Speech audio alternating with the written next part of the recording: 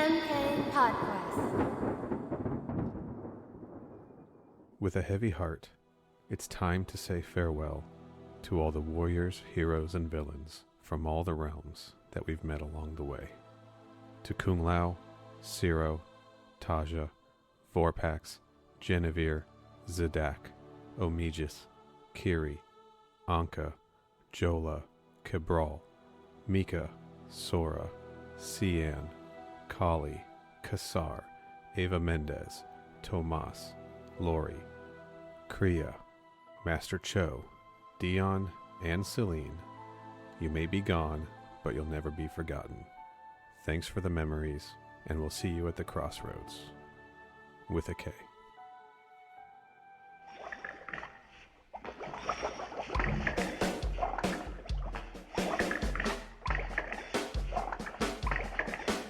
I was working in the temple late one night when someone from Netherrealm gave me an awful fright. I was sipping some water because I have some thirst when someone from Netherrealm gave me the worst. He was a monk. At the crumble to see, He was a monk. it was a fatality. He was a monk. His bones were surely in trouble. He was a monk. And then he did the monk crumble. Ow. Monk crumble. I was pretty old even in the first place, but when I drank the water, my age began to raise. I got wrinkles on wrinkles, my face lay in place, and as I drink this water, I will turn to waste. He was a monk. At the crumble to see, He was a monk. it was a fatality. He was a monk. His bones were surely in trouble, He was a monk. and then he did the monk crumble. Ow. Dominic again with a hit, another hit single. Somebody call Billboard. What are we waiting for? Australia's answer to Weird Al Yankovic. Can't wait till somebody covers that. Right. You know, like full orchestration. Is this the first time in history, I may be wrong, is this the first time in history that the remix preceded the original version? I don't know if anybody knows the song Ignition, but I think everybody knows the remix to Ignition. Sure. So that might be first. Is Ignition a real song? It is. But fuck R. Kelly. We're not gonna. This show's got enough problems without bringing R. Kelly into the mix. So. Okay, fair enough. No, what I'm saying is, I made the Pod Anthem Monk Crumble remix, and then this is we the got original. And this is the I standard understand. monk crumble. So Yeah, we just did maybe. it in backwards order with almost no reference at all to the other version, except for the words monk crumble. It's a really profound remix. It's exquisite. Dominic, thank you again for the monk crumble. Oh boy, what a way to open our final episode, talking exclusively about Mortal Kombat Conquest with a song referencing episode 4 of the show specifically. I think it's kind of amazing that in a couple of months that we've been doing this, we've managed to cultivate a space wherein we can have like insider self-referential art to kick off podcasts with. Almost immediately, we had insider self-referential art. And you know what? Good for us. I mean, thank you to anyone listening who did that, but mostly good for us. Really, yeah. I mean, we're the primary benefactors here. We're the true heroes. We're Earth's mightiest heroes. Earth's chosen podcasters, at the very least. It is early, Corey. It's earlier in the morning than usual. My allergies are fucking with me. It's like 4 hours sooner than we normally do this. Yes. Because why not throw a curveball on the last proper recording of this show in this way?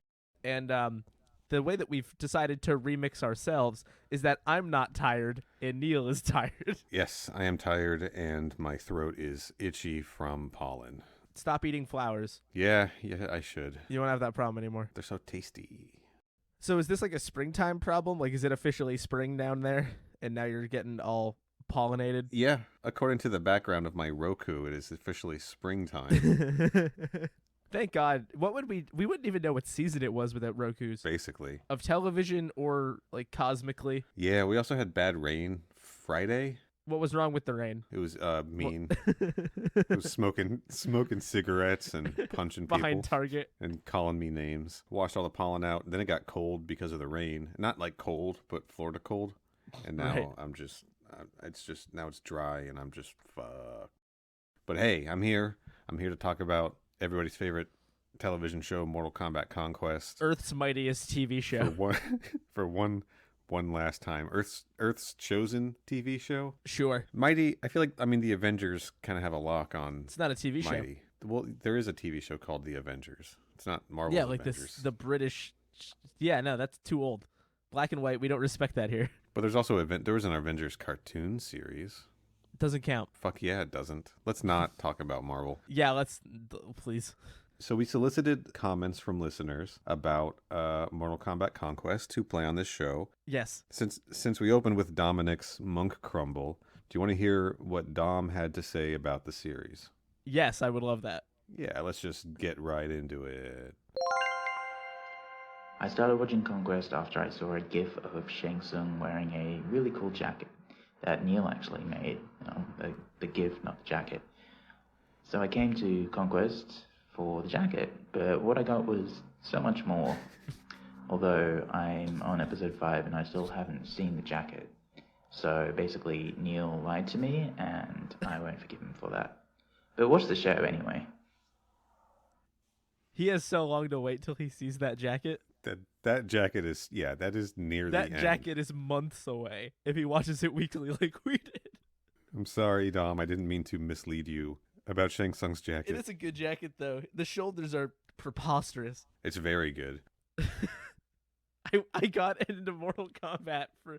We talked so much about the fashion that somebody getting into this for the jacket really wouldn't surprise me. Well, there's really, honestly, something in this show for everybody, isn't there? Big jackets, small jackets, lack of jackets, Lots of midriffs. kicks, punches, lightning.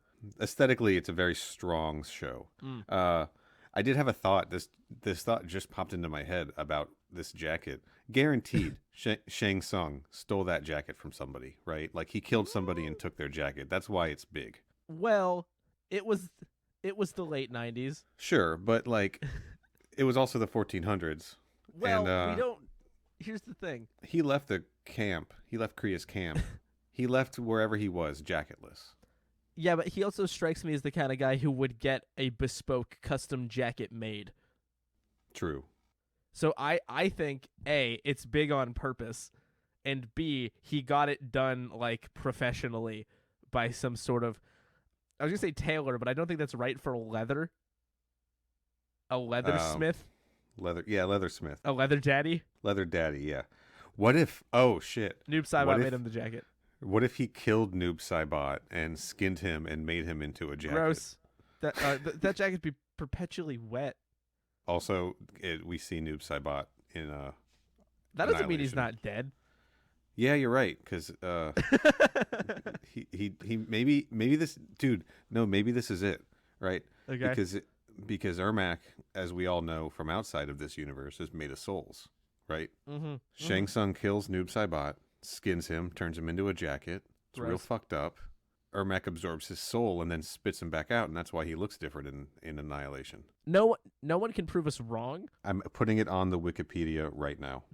Fandom.gov/Mortal Kombat. I'm submitting it to IMDb Trivia 100% when we're done recording this. Yeah, no, I think you should. I got that Tekken thing through. I can get this through too. That Tekken thing is so fucking funny. Holy shit. I can't believe they were just like, yep, Fuck it. sounds true to me. True enough to me. But all of my IMDb Trivia things will just be related to clothes. I thought you were going to say are false. They are. Well, so far, 100% false. Yes. But Fuck. thanks for those thoughts on Conquest, Dom. Thank you, Dom. Hope you stick with it. And Yeah. sorry I teased that jacket so early. Hang in there. We might not be talking about it anymore, but I'm willing to let anybody who starts watching this show because of us continue to send thoughts. I would be curious. Yeah, So- keep us updated on your journey as you continue through. Also, feel free to make an entire EP's worth of music, Dom, if you have nothing better to do. There's a lot of material. We'll put it out as a bonus episode. We will put it out at the top of the charts. We'll call it the The Cobalt Sessions. I like that. That's pretty good, right? That's just an actually good bit. TM copyright. That's ours. Okay. You want to hear from another listener? Friend of the show. Another friend of the show, our friend Brandon, who joined us in Shadow of a Doubt, the Gross Melina episode. I'm still sorry about that, Brandon. It happens to the best of us. Yeah. All right, let's hear what Brandon had to say. Overall, I think Conquest was really entertaining. I've seen it in the past when I was a kid, but as an adult, I'm able to fully absorb different aspects of the show and like each scene and episode and just the show as a whole. I also don't think that the show is supposed to be taken as like this deep, introspective, like Emmy Award-winning project as much as it is just the team's love letter to like a beloved franchise. And even when the show like made me cringe a lot, and it definitely did, there's still a pull that made me want to watch the story unfold all the way until the end. Yeah, I think that's a generally fair assessment. It is fun to take a trip down memory lane, starting with other people's interpretation of a thing. Yeah, but I do think that's mostly fair. I do think that the show very much knows what it is. Totally. Is striving to accomplish a pretty specific goal, and is also a victim of bad judgment and the time in which it was made, often enough to be a little bit from time to time. And by time to time, I mean pretty regularly. Yeah, but, what am I trying to say here? Hold on. I have a real thought. Think about it. You and I have talked a lot about how the show excels when they're doing Mortal Kombat shit. Yes. And so, like, at the end of the day, like, that's all I'm really asking for from the show is to give me some Mortal Kombat shit, and then I'm already on board, right? Like, not that the bar is low, but the bar is low. Yeah, the bar is low for a licensed action-adventure TV series to begin with, I think, basically. Right, but I mean, like, your bar was, like, it had to get over only a little bit to be good enough to be the thing that you wanted.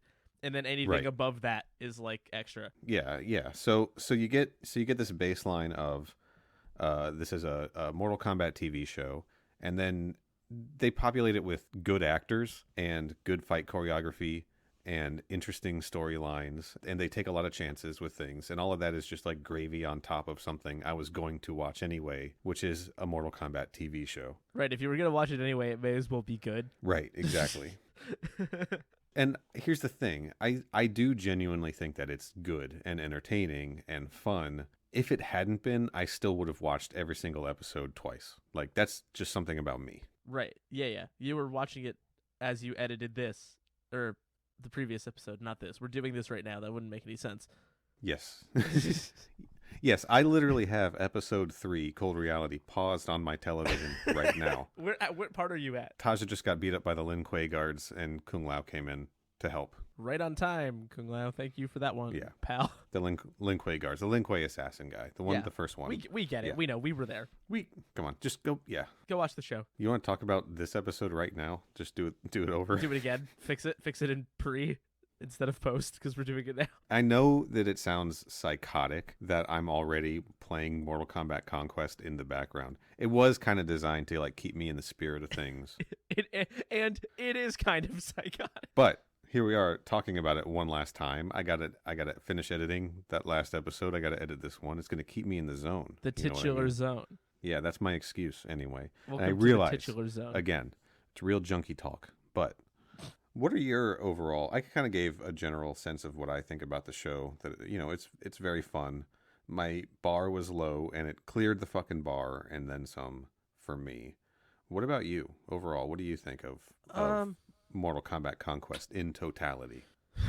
In totality, I think it's generally pretty good, and I don't want that to sound too underwhelming, because I like a lot of it. I think the main takeaway you've already kind of said is the show is at its best when it's doing Mortal Kombat stuff, but I think more specifically, the episodes where the show shines are ones where it is taking pre-existing Mortal Kombat information or characters or things or whatever and doing it in a slightly different way than you're expecting to or used to seeing it. I think anytime new characters are introduced that are familiar, but there is something to their origin that changes. I think the way the show builds up its opening is really good. The first few episodes introducing that, for lack of a better phrase, because it's going to get really repetitive sounding, that Mortal Kombat stuff early, but it's weird and different this time. The Scorpion and Sub-Zero stuff is great. The Noob Saibot stuff is great. And even if you get later, like, Reptile's whole vibe is real fucking weird. Like, Yeah. And I think the moments even beyond that where those new interpretations of existing things start mixing in with stuff that they just came up with. I think everything going on with Shang Tsung is really compelling in large part because it revolves almost entirely around new characters. Generally, like that's most of who he's dealing with. So you're getting a new take on that in a way I think is enjoyable. And obviously, Vorpax is the best character in the history of Mortal Kombat. We've established that. Obviously. Simultaneously, I think when they get to the Kriya stuff, it's both like a bit of an upswing and a downswing. I think when the show gets too into its own shit is when it starts to lose me. Not because I'm only here for existing. Just show me Mortal Kombat and I'll clap like the fool's fool, but I do when I watch, like the baby boy's baby fool boy. But I think there's a point where it gets so into that, like near the end of the show, you get like a lot of Kriya based stuff, and then you get the weird Shaka ending. Yeah, and I think that the departure doesn't keep me with it, but I think when it's blending, like when you have like, Kiri and Anka, who the fuck are they? Oh, they're managing to tie this thing to a thing I already kind of understand in a different way with like, well, I know sort of what Noob Saibot is. It's clearly different here, but for lack of a better phrase, I enjoy that. I do think there are sometimes the show maybe tries a little bit too hard to do that. The Black Dragon episode is really, really, really bad. And it's because they changed it to such an extent that it's like, what the fuck is any of this even? But and it's so inconsequential to the whole thing also. Like, yeah, it's an episode that basically doesn't need to be there. But the gist of what I'm getting at is that when the show is doing things that take pre-existing stuff and mashes it with stuff they've come up with in a unique way for the material, it's at its best. And I think when it's focused on that central trio of characters and how those events are impacting them is probably when it's at its best. There are exceptions to that. Like the Shang Tsung Origins episode is fucking wild, but overall, that's the show's probably doing its best. Wild and essentially canon also, according to John Tobias himself. Yeah. That is a good point. I mean, I thought that seeing, like, that's the first kind of glimpse. You know, every other piece of Mortal Kombat media essentially picks up with Liu Kang and we continue the story forward, right? Conquest, it's kind of a big deal that they were like, we're going to make a prequel show. A prequel show set 500 years in the past, centered around the Great Kung Lao, the sort of like legendary figure in the game canon, who we know is going to die at the end of this thing, right? But Great Kung Lao was a driving force behind, you know, modern Kung Lao and modern Liu Kang's storylines in the games. This is like the first time. It's not the first time, but it's this is how they told the Great Kung Lao story. This is the most like comprehensive version of the Great Kung Lao story that we have, right? Out of all Mortal Kombat media. The Jeff Roven novel from 96, I think, opens with Great Kung Lao stuff, but it doesn't go super in depth on it, and it also doesn't line up with this. So I think it's really cool that they were like that they're giving us a piece of the Mortal Kombat puzzle in this show that we don't get anywhere else. Right. Yeah, and I think beyond the lore implications, I guess, the show is probably also at its best when it's more concerned with how these new things are impacting Kung Lao and his friends rather than what those things necessarily are sometimes. Sometimes I found myself a lot more interested in like Kung Lao having an argument with Raiden about what to do, or him grappling with how to react to a certain situation, or manage anger or just like get over the fact that he is burdened with these responsibilities, whether he likes it or not. And also, Ciro and Taja obviously get their own moments to kind of be in similar situations. I think that's something I'm a lot more interested in than near the end of the show when you start getting like, it's fun when like 800 characters show up, because everybody loves that. But at a certain point, it's a bit like, okay, we're trying to juggle way too many things right now. So I think there was probably a sweet spot for a lot of the show, to its credit, where when it was doing that sort of weekly, here's a problem, it's Mortal Kombat history related in some capacity. Right. How do we solve it? What are those other characters doing? What are they working toward? And I feel like there are some episodes where it sort of loses focus on ostensibly who is framed as the protagonists, and that's sort of where it loses me. I also think this show obviously struggles a bit with being from 1998 and 1999. Totally. Both like format wise, like that was just a popular way to structure your TV show. Monster of the Week style. Yeah, but also I can't think of a single character that is not a man that I feel like gets fully done right by. That's true.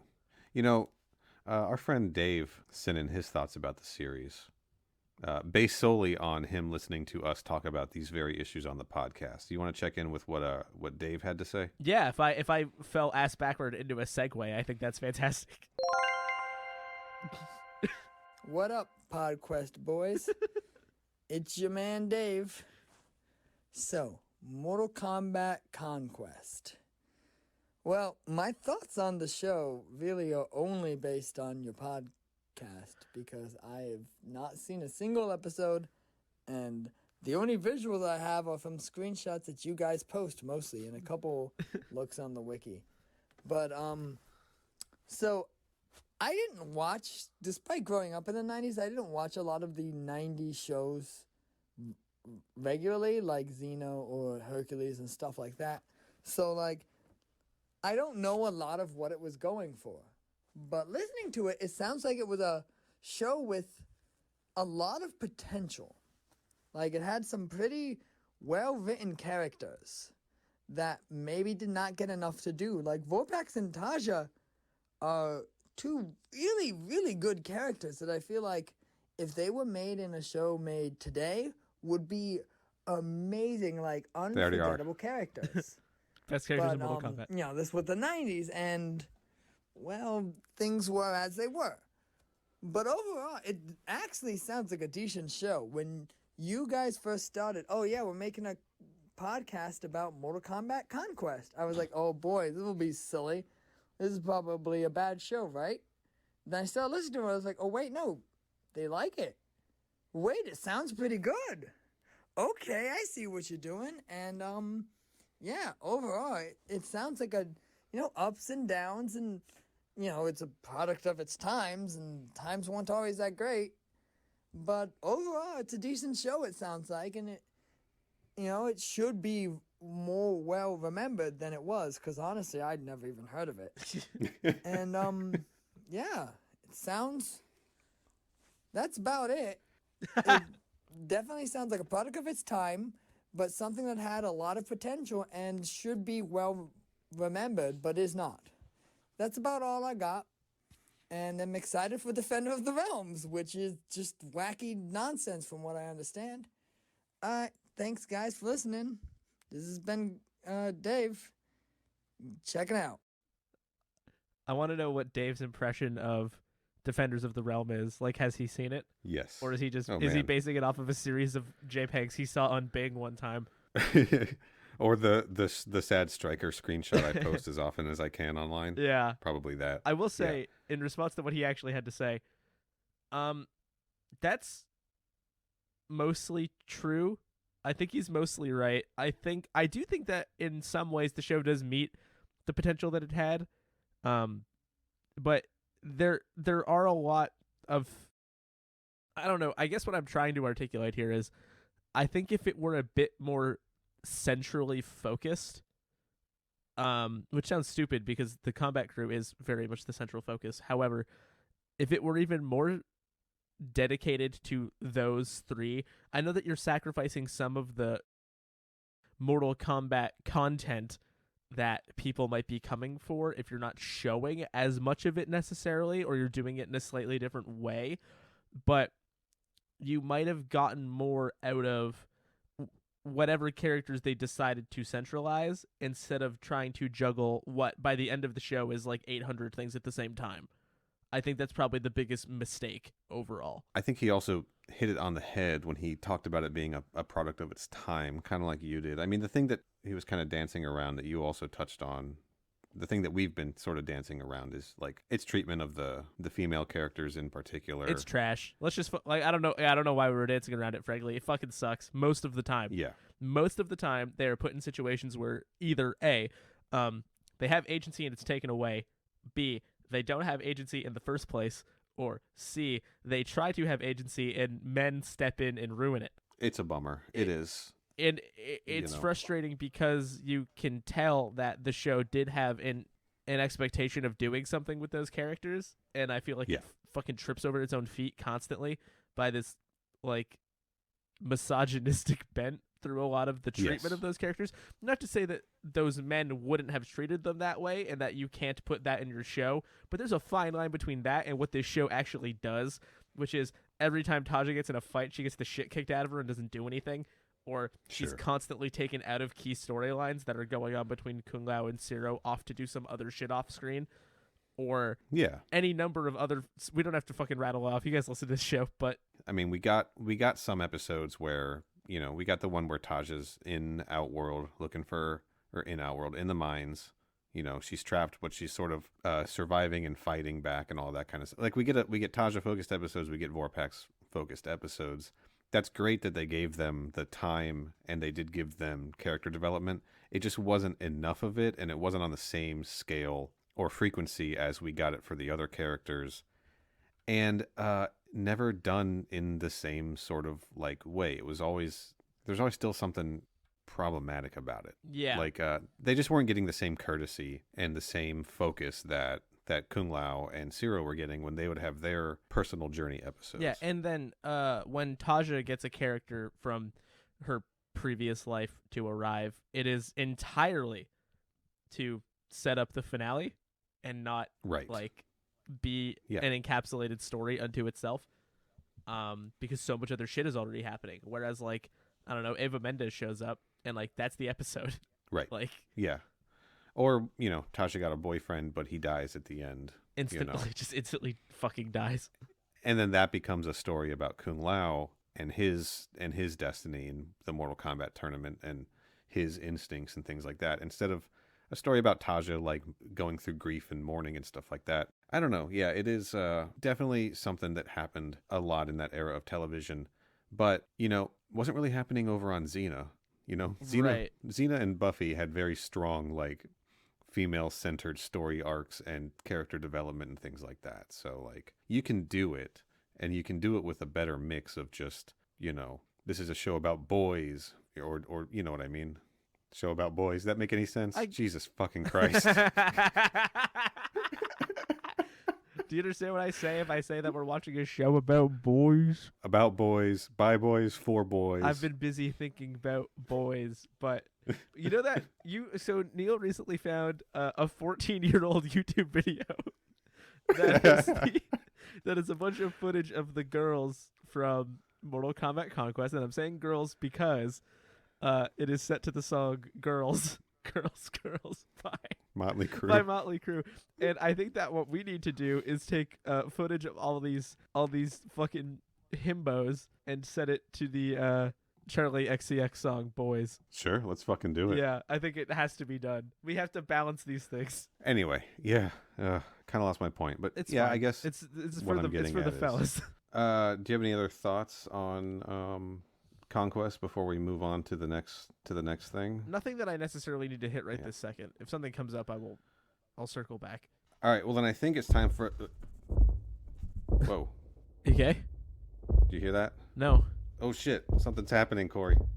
What? My screen. It's like glowing green. It's glowing green? Holy shit! That's there's not good. Neil, It's a we know skull. what green does. There's a skull form. Oh shit! It's a portal. A portal to what? There's someone in there. Who's in there? Hold on. Holy shit! What the Who fuck? is that? Who is that? Are you squinting?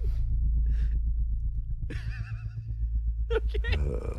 Neil asked me to say a few words to surprise his partner, Corey. I love the name Neil because you both will kneel and hand your souls over to me. Quan, can I say just a few words, please? Adoni Maropis. I'm in the middle of something here.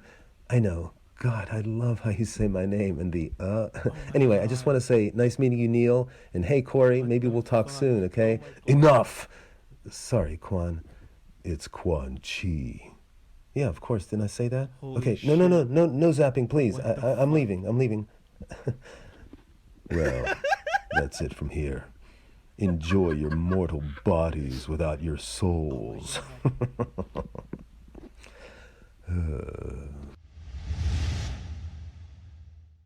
Oh, phew. It's Neil? Quan Chi. It was Quan Chi Neil? and Adoni Maropis. I didn't know they could be in the same room together. I guess what this It's really wild. confirms is that Quan Chi is real. Quan Chi's holding Adoni Maropis captive, it seems, and Adoni seems pretty into it from the sound of things. I mean, who wouldn't be? Let's This is be Quan real, Chi who we're wouldn't talking be? about. Oh my god. So did the portal just close The portals. I think it's closed. My screen still got like an aura around it? around How it. do you feel? Yeah. Like, are you Uh, are you whole? You know, Because he implied he stole our souls. I know. Maybe Maybe you're not that's- allergic to pollen. Maybe he stole your soul. Maybe that's why my sinuses have been so fucked up. 'Cause Yeah. Yeah. I don't know. Maybe like my God. Oh fuck! I didn't know that. I mean, I think Master Cho should have relaxed if all that stealing a soul does is make somebody sniffle. That's all I'm saying. I do want to take the time right now to thank you, Adoni, if Thank you hear this, you. for sending that in. That's so awesome. Holy shit! What a nice guy. Oh, that's so fucking cool. So what I want to talk about a little bit now Sorry, I'm gonna. is yeah. That's so fucking cool. What the fuck? Downloading that.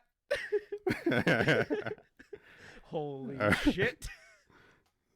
So, Cannot wait for other people to hear that.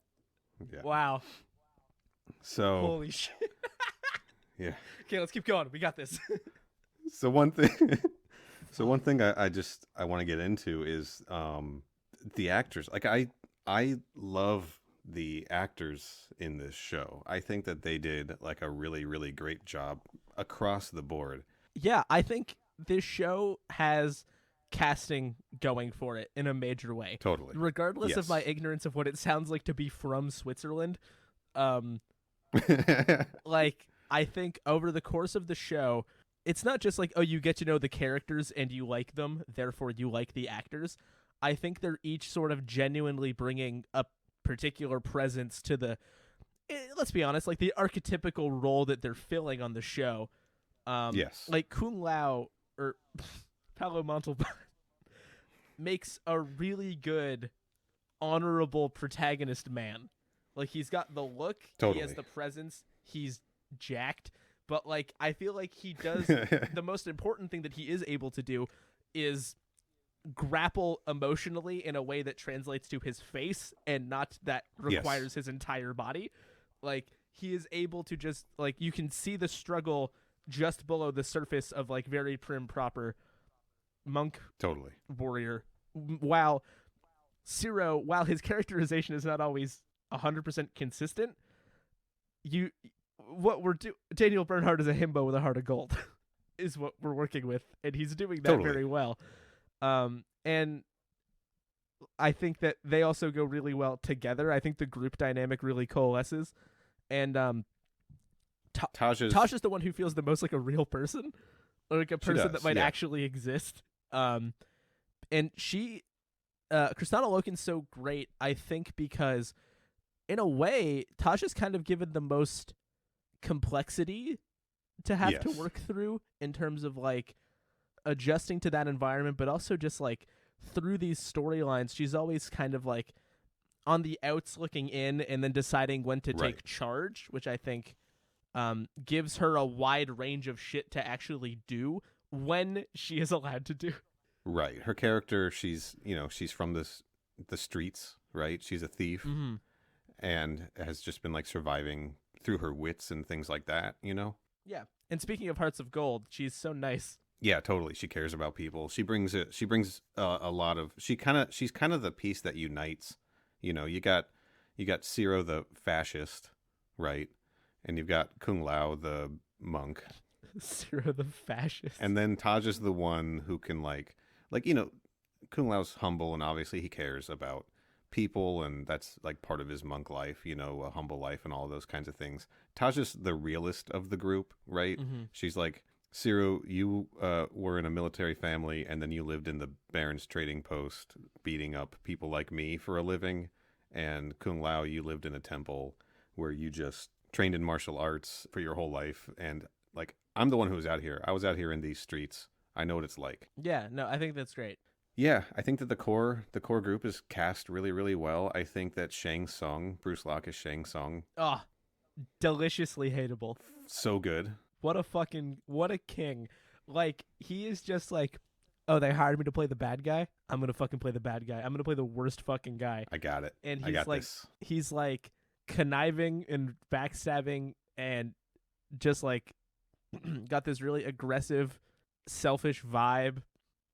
And he's got the voice. He's got it all. He's got the look. And then, if we want to go sort of group by group here, Vorpax rules. Vorpax rules. What more do we need to say? Fucking rules. Vorpax is given the most complex arc for sure. Yes. Probably given some of the most to do, but it's unique in that you see her in so many different weird sets of circumstances and how she's reacting to those and not knowing what she might be keeping to herself in terms of, plotting and scheming. But overall, it's somebody that you can sort of sympathize with even when you realize that she has a plan. And she is Tracy Douglas is so great at I don't know what phrase I want or what word I want, but like Vorpax is so many different things to so many different people that you have to have the sort of like the kind of apologetic, like listening to Shang Tsung being bossed around, bullied, abused, like or you get like the having fun doing the spying for Shang Tsung, wearing a hood, going around cackling at everybody. Yeah. The double crossing with Shang Tsung, you have her dealing with her family, with other people, with the Kombat Krew, and just like she never feels entirely like the same person. She's like, I am loath to use the word code switching because of its real life implications. It's the only phrase I can think of, though. That's kind of what I'm gesturing at here. I'll leave it there. Okay. Yeah, I got you. Great. She's fun as she's hell. excellent. And by the end of the show, we get to see her. Turns out she's a princess. She gets a little bit of redemption. She gets kind of then like pushed back down right at the end when she becomes queen. It didn't really That's matter great. that she became queen. But then she, like everybody else on the show, just gets murdered at the finale, and that kind of sucks. But yeah, she's great in the role. I mean, Jeff Meek as Raiden and Shao Kahn has just like a ton of presence, and he's playing opposite characters there, right? Yeah. He's so fucking intense as Shao Kahn. It's great, and I genuinely love it. Like, he's really, really good in that role. And then as Raiden, he's kind of the smarmy gym coach, as you've Smarmy referred to gym him coach, as yeah.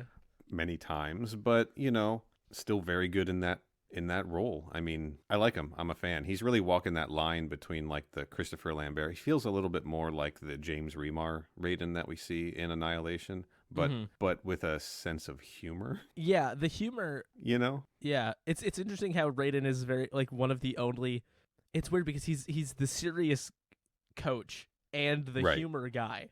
Yeah, like simultaneously. I think Jeffrey Meek does a great job. And pulling even double if duty. I fucking hate it sometimes. Sure, but I mean that's not again. I think largely the issues we have with the show is oftentimes the writing, and the writing is a product of its time for sure. Yeah. I think he is doing exactly what he needs to be doing with the material that he has. Right. On both sides of that coin, like you're saying, his Shao Kahn is great, It's probably better than his Raiden.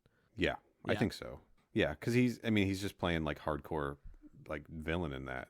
But then he's also like, we're also seeing his Shao Kahn do things we don't normally see Shao Kahn do, like get paranoid and crazy. Yeah, have a crisis. And call his manager Reiko and be like, "What the fuck is going on?" And just sort of Why does breaking nobody- down and Reiko, everything. why does nobody like me? Yeah. I bring in.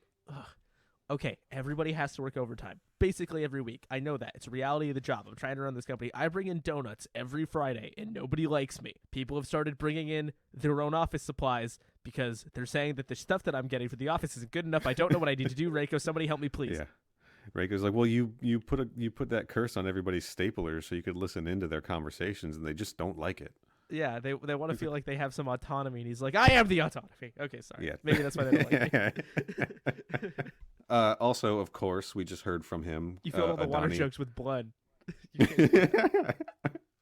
Blood and lava. Probably a lot Yeah. of lava-filled ones, But too. yes, as I cut you off, so retake that Yeah. intro for our boy. We also just heard from Adoni Maropis, who played Quan Chi on this series. Incredible. I mean, you just Fucking- heard him. He does that the Yeah. whole time. It's fucking awesome. He's great. Like, I'm not He sucking is up. playing I a said it- fucking supervillain. It's amazing. I said it back in episode 0 that he was probably the hottest one in the show. Yeah. You did. I'm willing to stand by that. But his Yeah, but like his he- performance is great. Like he's so evil. He's so He is. fucking evil. And like Yeah. you can, and obviously we literally just heard this. He sounds evil. He Yes. sounds like a guy who will rip your soul out. And that's Totally. crucial.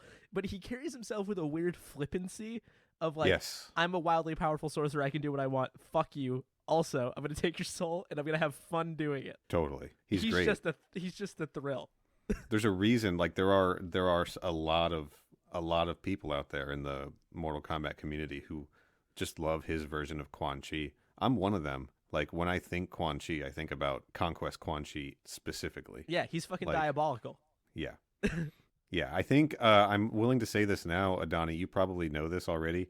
I think you didn't need to do such a good job, and you still would have You been on the could- show. You could have scaled it back somewhat. You could have phoned it in a little bit, but I'm glad you didn't. We're extremely grateful. And like, and even like certain things, like when you see To be him, honest, he could have phoned it in about 10 minutes ago, but and he did not. when you see him like Quan Chi in the show, like sneaking up, like peeking out from behind a rock to spy on Shang Tsung, or in the alley when he's got like the cloak on, watching Kung Lao go by, or in the last episode where he just gets stuck halfway Halfway through in a a rock. rock. It ends up being so funny because he's such a dramatic character, and then Anytime he has to talk to anybody and they try to give him any suggestion, he's just like, "Why should I listen to you? I'm Quan Chi. I can't Fuck can't you. do it. We can't do it." We can't do it. Imagine us having the Should I- gall to do an impression of somebody who we just heard actually do it for real. Should we just play the clip again? People can go back. They know when it happened. Yeah, he's great. He's Yeah. a good fucking time. And then beyond the actors, the stunt workers, the stunt fighters, all of the martial artists on the show, like also do a really great job. Yeah. JJ Perry, Chris Casamassa, Sultan Uden, Dana He. Yeah, some of the actors too are doing a great job with that. Some of them you can tell Yes. are doing it for themselves. Sometimes anyway. Yeah, I think Daniel Bernhardt pretty much Daniel did Bernhardt all does a of lot his. a lot of it, if not all of it. But yeah, no, it's consistent, which I think is important. Like it's of a high Yes. quality, but it's also like it's never like you don't get a fight where it looks like none of that shit is connecting and like it's just weak and slow. Like I feel like overall Right. it has it makes some of the fights I should say a little bit dry occasionally because you see like repeated moves or whatever. But that also Sure. speaks to like it being about a fighting game and people have move sets. But Yes, 100%. it maintains a level of consistency that I think is important. It does. Yeah, it's very cool. So all those people, John Medlin, the stunt coordinator, Johnny Wen, Marcus Young, Christopher Leps, all of the people who, like Christopher Leps, I think mostly, he was Paolo Montalban stunt double through most of the show.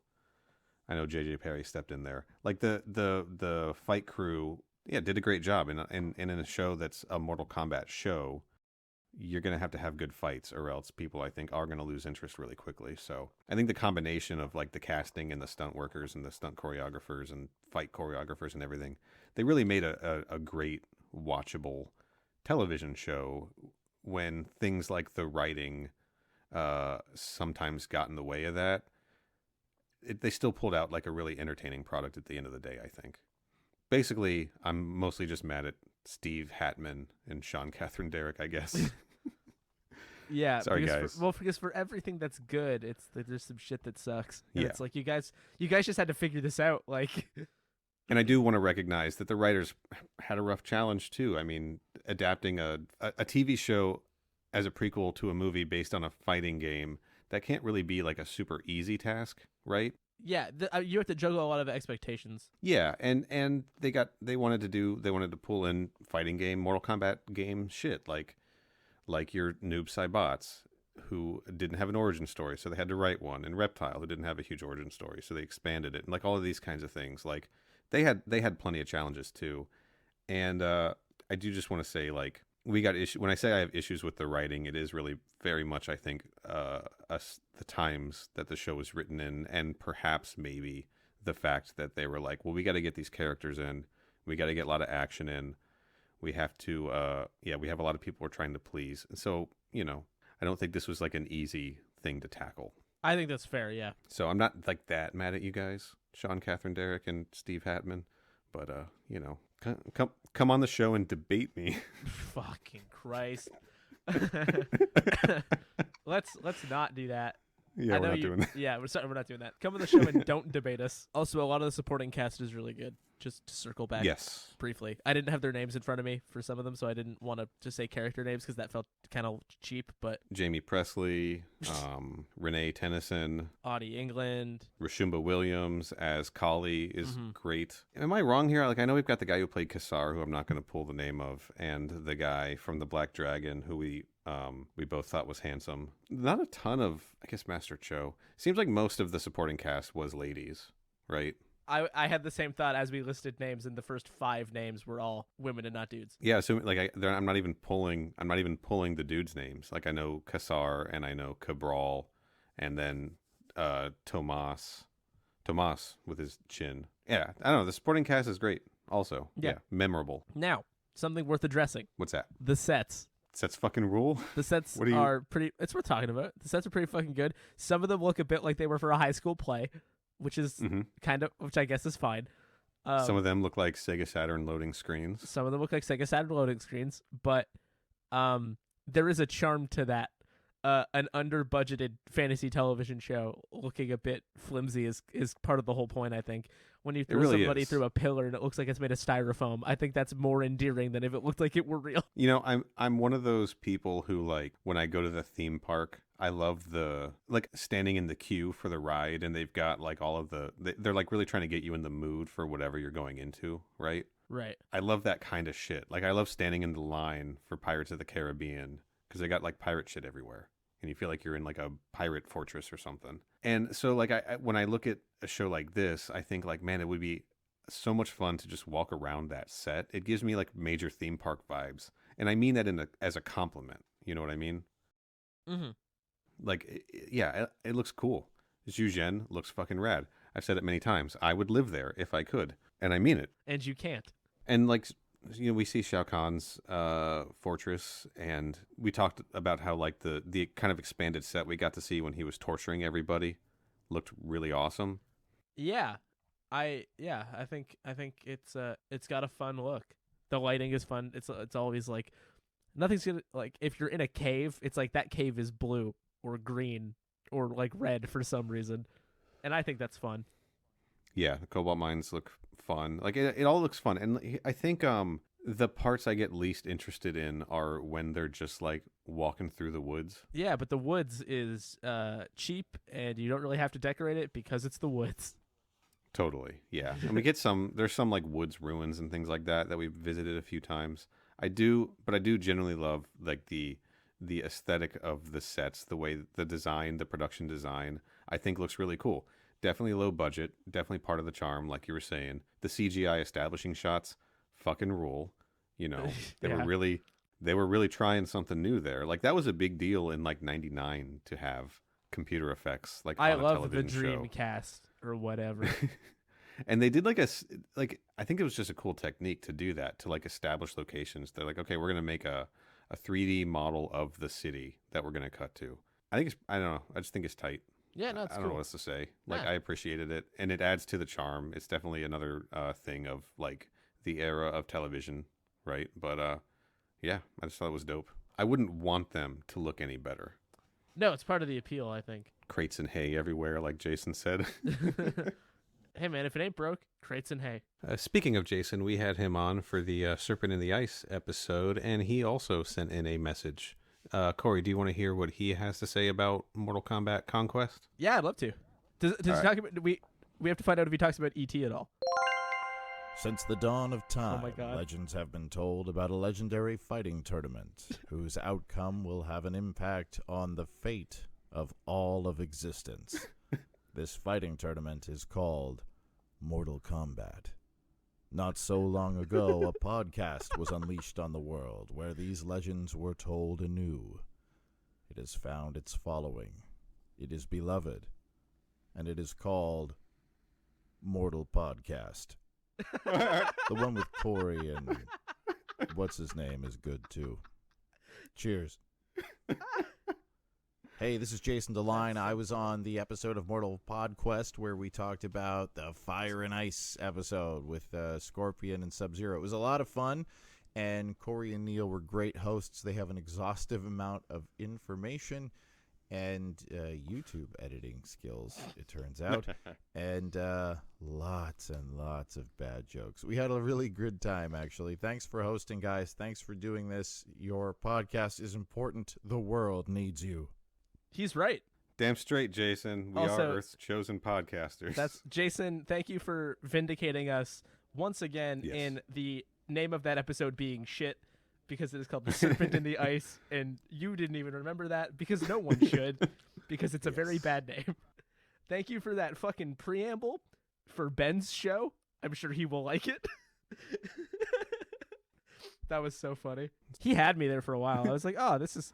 What a nice, pleasant build. What a nice, pleasant build up. It's like, actually get fucked. Yeah. Thanks, Jason, for coming on our show to fucking roast us. And you know what? I just had this thought, Jason. We had you on for a really good episode of Conquest. Poor Brandon got saddled with the Molina episode, which was a very icky episode. The only way to make things even is that we need to have Brandon back on for a really good episode of Defenders of the Realm, and make Jason come on for an especially bad episode. Seems reasonable. It's a verbal contract. It's binding. Jason, you have to do the show now. Thank you. It doesn't matter that you didn't reply. Yeah, nope. That's not how verbal contracts work. We all know that. We have microphones everywhere, buddy. This is what he was saying about bad jokes, wasn't it? All right, let's leave it there. We got one more listener submission from our unofficial member, Paul. Artaja, because he only shows up occasionally and is not given as much to do, but he's still part of the team. Should we go over to Paul's Palace to hear what he had to say? I would love that. Hey there, Paul from Melbourne, Australia here again. It's tough to talk about my experience with Conquest because, it's something like 22 years later, and I'm still thinking about it, which is clearly a problem. All I'll say is that young me, upon seeing the ending of Mortal Kombat Conquest, thought it was the coolest shit in the world. I had no concept of the fact that, the show had been cancelled and that there was probably, going to be something in season 2 to undo all of this that had just occurred. But, 13, 14-year-old me thought it was the coolest, bleakest, most audacious thing a show could do. And I think that's part of the reason it stuck with me for so long, beyond all of that. But yeah, thanks for putting this amazingly on-point podcast together, and I look forward to hearing everything that comes next. Cheers. Thank you, Paul. Thank you, Paul. And you're welcome. So he brings up an interesting point. You saw the finale for the first time last week. Yeah. I think. Yeah. Years later, knowing that the show was not coming back. Paul over here watched it back when it first aired and didn't know that was what was going to happen. Assumed there was going to be more, right? Yeah. For a really lame reference, it would be like if Game of Thrones season 1 ended with the Red Wedding, but 500 more people were there. That wasn't even a season 1 thing. It wasn't. That's absolutely correct. But it's You're like just that. equating it. I get what you're doing. It's like if the show killed everybody suddenly, but way more people died. I said the reference was bad. I gotta say that, like, overall, in terms of the finales, I'm more on Paul's side, even in retrospect, of like whether they knew they were gonna get more episodes or not. They fucking went for something crazy. Yeah, it's a wild thing to do, especially with an established thing, to kill everybody. And while we know, we'll get into like what their plans might have been moving forward. But the implication being, they're dead. Everyone's fucking dead. Raiden, you lost. Especially because think about everything that comes out now that is a major tentpole franchise-related whatever thing. And I'm not saying this was a tentpole, it was a TV show, but you get what I mean. Yes. People die and it doesn't fucking matter at all. True. Like, and the Mortal Kombat games are also guilty of killing people and it doesn't matter at all. This, at least by implication, killed people, implying they were not coming back. Right. Not necessarily, or not necessarily in the same form, or you didn't know if they were just going to introduce new Mortal Kombat characters next. Like, you didn't know. Right. And that's a very bold choice that is worth acknowledging. Even if it wasn't very successful overall. Even if it was not very successful, which it kind of isn't. Sure. So I got a little bit of information here on what exactly happened to the series. So let's just get right into it. We're gonna really quick. I literally just sat here shaking my head because I looked down and saw that there was an MP3 called Daddy Q. I'm just like, I can't believe that's here and real. Anyway, I should let you know that I named it that to. Oh, I didn't think he did. I mean, we don't have to keep that joke in, but yeah. So, I got a little bit of information about what exactly happened. So, Mortal Kombat Conquest was made and to be sold into syndication, right? They were going to make the series and then just find networks to sell it to. Threshold Entertainment, New Line Television, they were the ones behind it, a Time Warner company, whatever. And the show was actually pretty popular when it was airing, right? Joshua Wexler was the show's developer. We've never said his name before in our entire podcast run, but Joshua Wexler is the man who was sort of who developed this show, along with, I assume, Juan Carlos Cotto, who was credited as the developer in the first episodes. I don't get Hollywood hierarchy. Who cares? No, we're not in the loop in that way.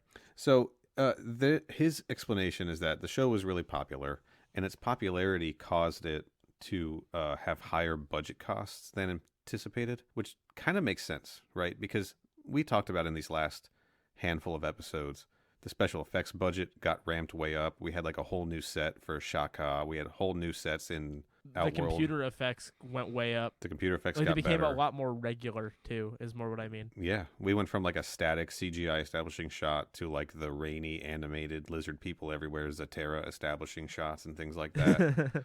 Yeah.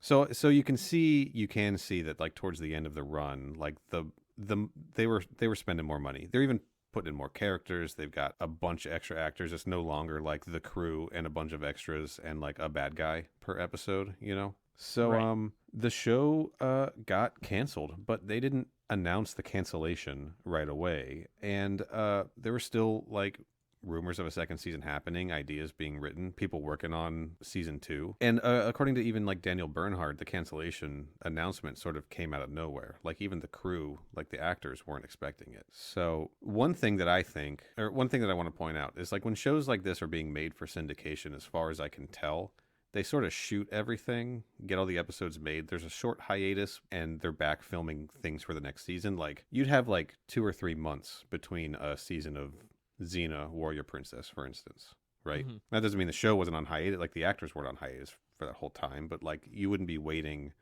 for the next fall season to come around for the next season of Xena, Mm-hmm. So shows like this had a pretty quick turnaround time, so it totally makes sense that they would have like wrapped filming and be getting ready to gear up and go back to Florida to shoot more episodes and then get the sudden announcement that the show had been canceled, even though it was very popular while it was airing. Kind of a bummer.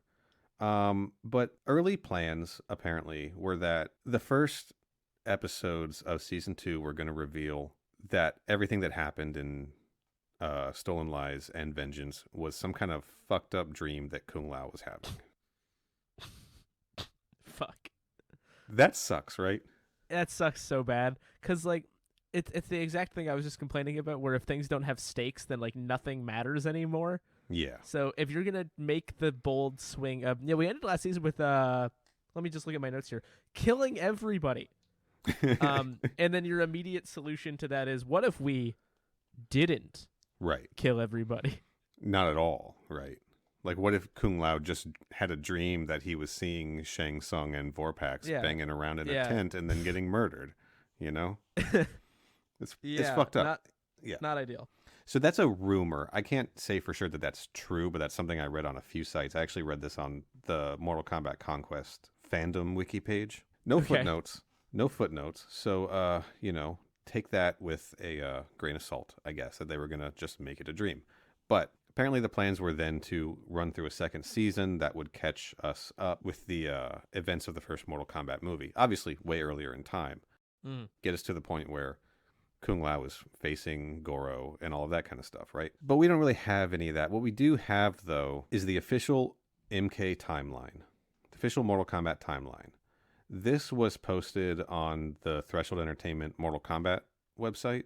That's, I think, long since gone from the internet, kind of like the Mortal Kombat Conquest website is. Tragic. But it was archived by a few people in a few different Mortal Kombat fan sites. And I'm going to read the transcript. I'm not going to read the transcript directly, but... You're going to summarize what's on the timeline. The one that I referenced is from mksecrets.net, so credit where credit's due.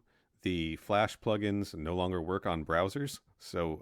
Fuck. What's great about them is they have a transcribed version of the whole thing. So... According to the official Threshold Entertainment Mortal Kombat timeline, this is basically what is going to happen between the end of Mortal Kombat Conquest Season 1 and the beginning of the Mortal Kombat film. So, Raiden is locked up in Outworld, right? As we saw him, captured by Shao Kahn. And he starts praying to the Elder Gods, right? And the Elder Gods are kind of resistant at first because they, like, really believe in... Because they hate enforcing the rules. Because mankind has free will, mortals have free will, and they should solve their own problems, right? But the fact that Shao Kahn invaded and captured a chunk of Earthrealm is like a clear fucking violation and abuse of power, right? So finally they intercede and they literally turn back the events of his breach into Earthrealm. Not technically a dream, right? But it is essentially the same thing. Everybody comes back to life. Kung Lao, Taja, and Zero are sent back to Earthrealm. Shang Tsung is sent back to Outworld. That's fucked up. Shang Tsung got out and he's getting sent back. Sent back to Outworld. Quan Chi is sent back to the Netherrealm, and poor Vorpax is not just sent back to Outworld, she's sent back to the Cobalt Mines. Seems fucked up. Yeah, but that must have something to do with the fact that she was now also leading an invasion force, essentially. Potentially. Right? So it's got to be tied to that somehow. Does this resurrect Kriya? Do they get into that? Well, Kriya died before the events. I think this only affects what happened but if Vorpax doesn't get put back to where she was, there's just a bunch of people who are like, I don't know where she is. She fucked off. I imagine there would have been like a legion of Vorpax warriors raiding the Cobalt Mines to free her at some point in the series. You would hope. They did it. They've done it once, right? Right. As punishment for this bullshit, the Elder Gods ban Shao Kahn from participating in tournaments for 500 years. Now, specifically him participating, right? Okay. He can only sort of like stand by as a spectator like Raiden has to do. Is that not what he was already doing? Well, I think that that's a little messy. Their exact words are... Khan's actions are undone by the Elder Gods, thus banning him from any tournaments for 500 years. He will now act as Raiden does, only as a spectator, and not as a leader, fighter, or anything that has to do with Mortal Kombat. The implication that he was allowed to at some point also implies that he and Raiden are not fulfilling the same role, which was implied but somewhat unclear in the finale, because it sort of talks as if maybe Shao Kahn had been. So maybe he broke a rule previously, but they sort of let it slide, and now that's being sort of corrected. 2 strikes, buddy. Yeah, but what this does is that this sets up how Shang Tsung sort of is able to take over as host of the tournament. Right. For the next 500 years, it's sort of like, Shao Kahn has no involvement in this. He doesn't get to make any decisions based on it. He doesn't get to, like, jump in as a fighter like you see him do in the games, any of that kind of shit. Like, he's out, right? So now the path is open for Shang Tsung. Meanwhile, we still got Kung Lao out there training for Mortal Kombat and just, like, fucking leveling up like crazy and and not aging at all. right? Right. But he's still having like these crazy visions of fighting some kind of a giant four-arm monster that's going to fuck his shit up. And he's dealing with the fact that Zero and Taja are getting older. You know, they're aging, they're slowing down, they're not getting as they're not keeping pace, right? Right. Which is something that has been a focal point of the show the whole time. Totally. Now we got Shang Tsung really wanting to get back in the good graces of the Emperor so that, you know, he doesn't get killed and stuff because he's done a lot of fucked up shit, right? So he starts searching for a strong warrior who can challenge Kung Lao, and he finally finds one in the, as the timeline puts it, the realm of Shokan.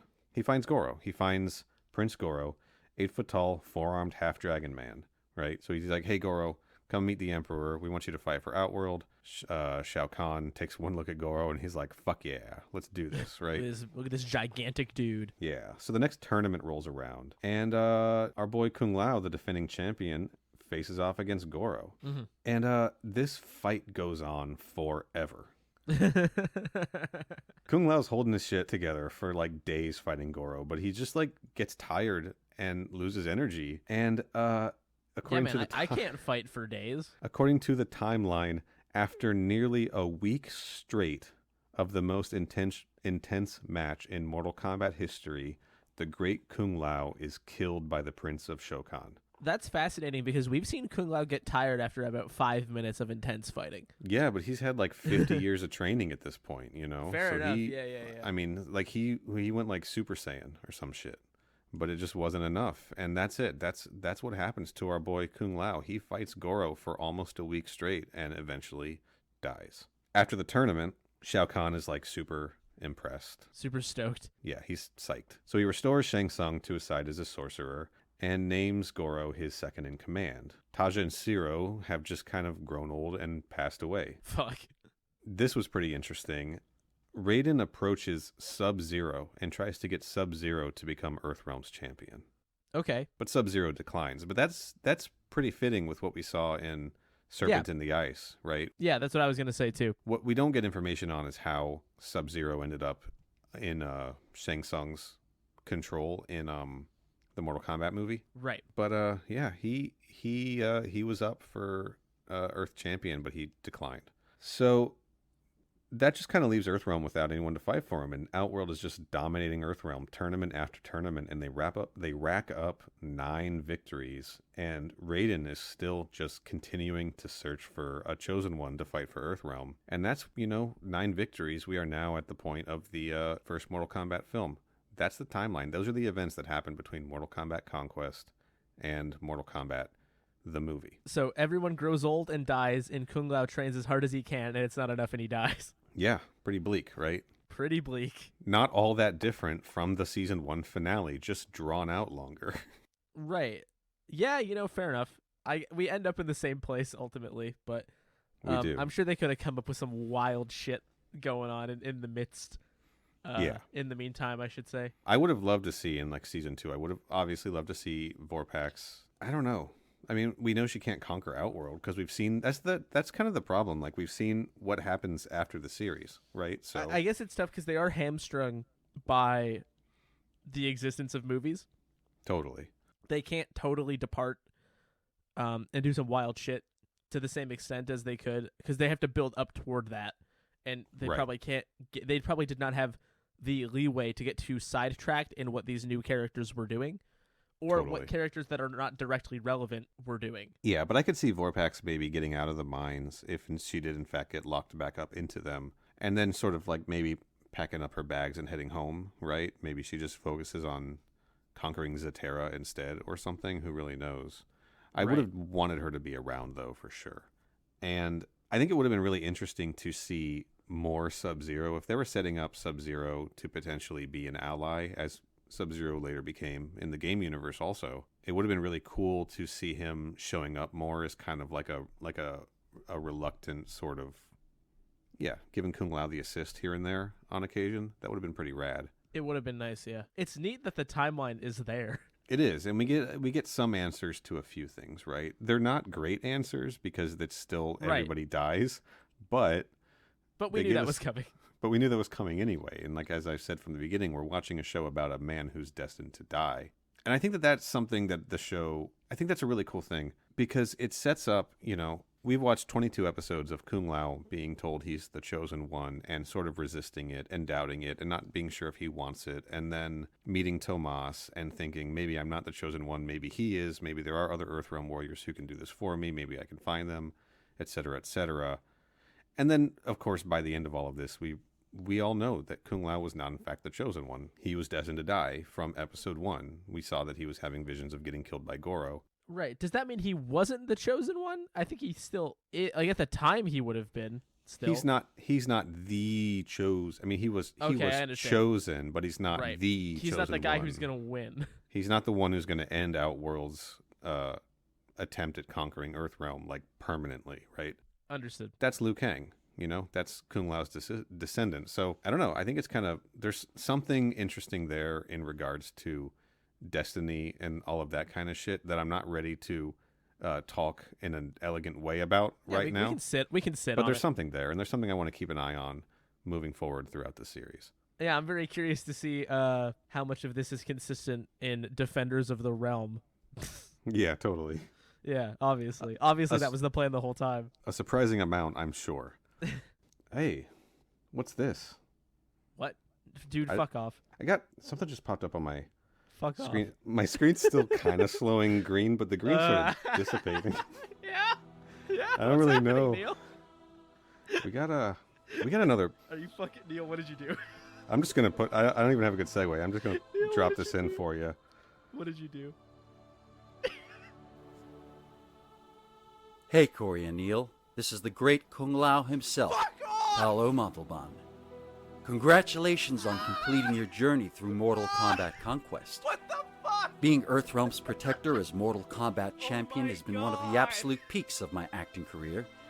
I would like to say thank you to all the Mortal Kombat Conquest fans out there. From the ones who were with us since the beginning to those of you who are discovering it for the very first time. And a special thank you, Corey and Neil, for taking us on this epic ride on your podcast. Neil! Kung Lao wins. Flawless victory. Neil! Holy shit! Fucking kidding me? A message from the great Kung Lao himself, Paolo Montalban. Oh Are my you? God. I think I've just felt my soul return to my body. Oh my God. Yeah. Oh my God. The man himself. Holy shit. I'm losing it. I'm losing my mind. Oh my God. Paolo, thank you. You heard how cool I think that is. Yeah. Yeah, thank you so much to Paolo Montalban. Holy fuck. Yeah. What a cool guy. Seriously. Holy shit. I'm like, how generous was that for him to do that for us? Him and Adoni both to take holy the time. shit. We're absolutely grateful. What the fuck? Yeah. It's worth mentioning that I didn't know about these. Corey didn't. Yeah, I surprised Corey with these, everybody. Oh my God. Holy shit. That's incredible. I'm like, wow, holy shit. I don't even know what to do. I don't know what to say. Yeah. Wow. Wow. Anyway, yeah. I don't know. There's not much else to say. We've heard from the man himself. I think maybe it's time. The men themselves. Maybe it's time for us to close the book on Mortal Kombat Conquest. Do you have any parting words you want to leave the show with? Not our show, but like about the show. Anything that you think is super, maybe not crucial. Let's not be too extreme, but a pin that you would like to put in this, or are you ready to send this down the river? I guess the one thing that I want to say is that, like, I'm one of those kind of obsessive nerds who, when I like something, I just want more of it in whatever form it takes, So licensed media in general is something that I'm extremely fascinated about. And I think Mortal Kombat Conquest is a gem when it comes to this kind of thing, right? The television spin-off or whatever you call it. It captured the spirit of the live-action movies. It sort of gave us more video game content, Mortal Kombat video game-based content on a weekly basis. It helped me get to know a new set of characters. I think it strengthened the storyline overall because it gave me insight into people like the great Kung Lao and the history of Shang Tsung, things that we didn't really see explored in other places so much. So I do think it informed me both moving forward and moving backwards in terms of Mortal Kombat knowledge. And it also, with all of its wildness, with all of its mostly naked people and weird sex shit and whatever else it had, any of these warts that are on it, I kind of had to reckon with a lot of things while watching it this time. And I guess my big takeaway is this is just like one of those pop culture ephemera pieces that just vibrates at the same frequency as my brain. Right. So I'm really into it. Yeah, no, and that's a great way to phrase it. You really saved the banger for the end. It's about time I had one. I think for me part of it was I don't think I have quite the same level of awareness or frankly attachment to a lot of like external Mortal Kombat media as you maybe do. Yeah. I'm relatively new here in the grand scheme of things, but I think especially I don't want to be the dude that has to tie this into the fact that we live during a nightmare, but I think having something new and exciting and weird and compelling to keep me focused on and learn more about week by week and then come here and talk about it and have a good time has been really nice to have, especially I think over the last couple of months. And I'm really grateful for that, and I'm really grateful for everybody who decided to listen, because that's absolutely. kind of wild in its own right. But also, yeah, I think this is a perfect time to get into a piece of kind of ephemera. I can think of no better moment in time to attach yourself to something somewhat niche than now. And Totally. I think people have been really generous to us in terms of listening. Obviously, the cast of the show have been very generous to us in terms of reaching out, which is incredible. And I just think it's been special, and I think the show has special things about it appropriately. And I'm looking forward to doing more, but I think I'm always going to have pretty strong feelings about this fucking TV show. Totally. And we're going to carry those feelings and all the things that we've seen forward as we discuss the movies and the cartoons, because I'm still making the case that it's all connected. We'll see how well that works out for me as we proceed through. But yeah, a genuine moment of sincerity. Thank you so much to everybody who listened and sent things in and gave us a shot. And Corey, thank you for jumping into this with me. Oh, absolutely. You had no hesitation when I approached you about the idea. You were just like, fuck it, let's do it. And I know that you've had there have been weeks where it has been difficult to get this together. So well, and I want to say you have let's get sappy. Who cares? You have done so much of the heavy lifting in making sure that this can get together, because obviously, like, I'm juggling another show, so I'm a bit handicapped in that way.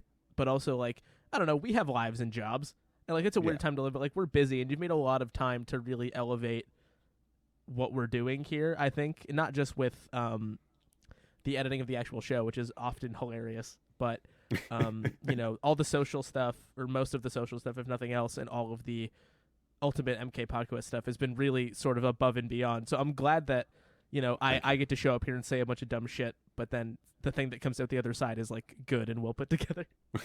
I appreciate it. So thank you for that. Absolutely. Yeah, man. It's been a ride. God, I'm reeling. I'm from some of those fucking reveals. Holy shit. Wow. So, well, I think we've earned brief reprieve. But we should let everybody know what we're covering next.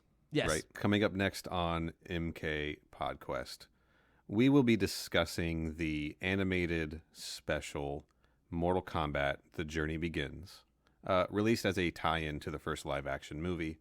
And we're going to get a little bit of a peek back to Conquest era, because part of that Shang Tsung's area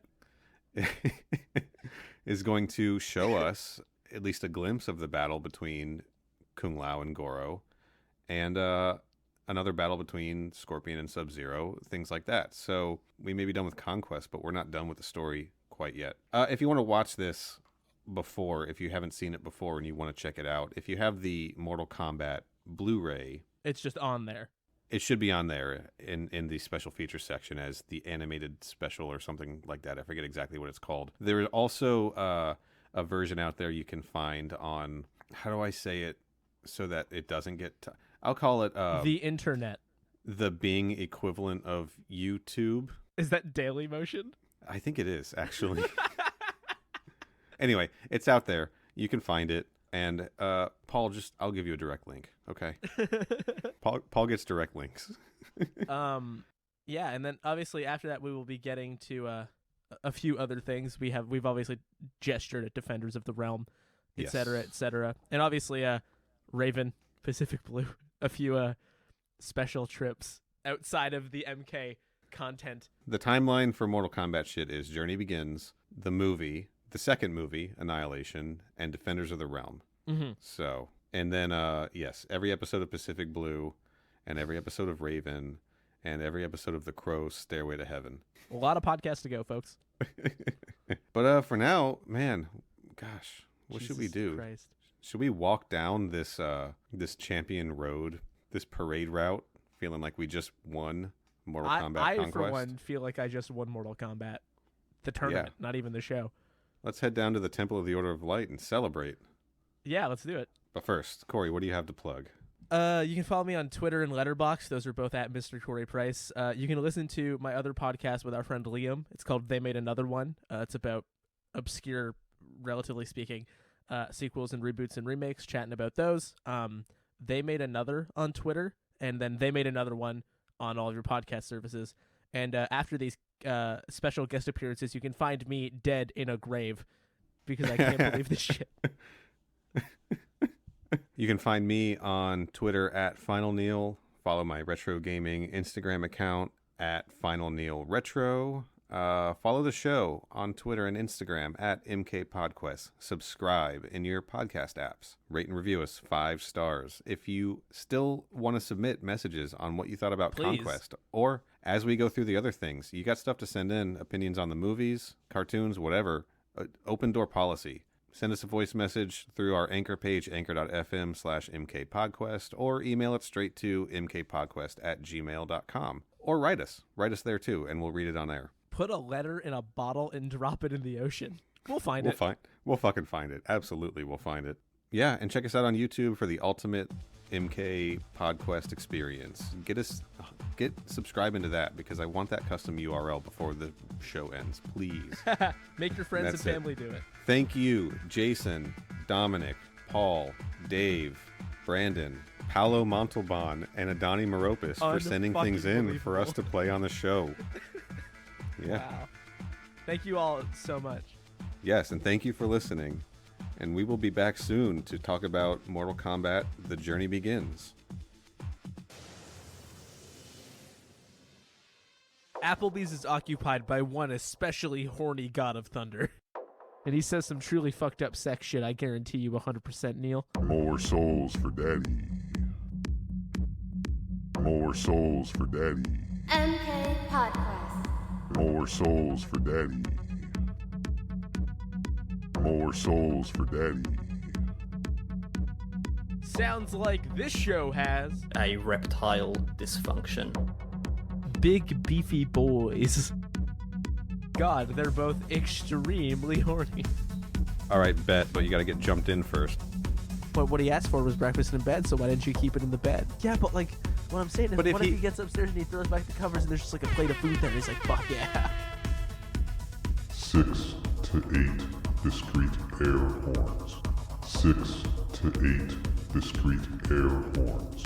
6 to 8 discrete air horns.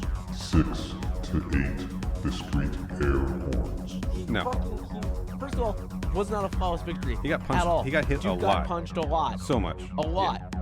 Lost a majority of what I would describe as the health bar. Hey, I just got this at Toys R Us. And I'm Quan Chi. I finally got to the toy store. This is what I got. Do you like it? Shang Tsung let me buy these cool chattering skulls. Now I'm gonna go pants him because I hate my dad. The Monk Crumble is the sequel to the Monster Mash. Step 1, you get in the bed.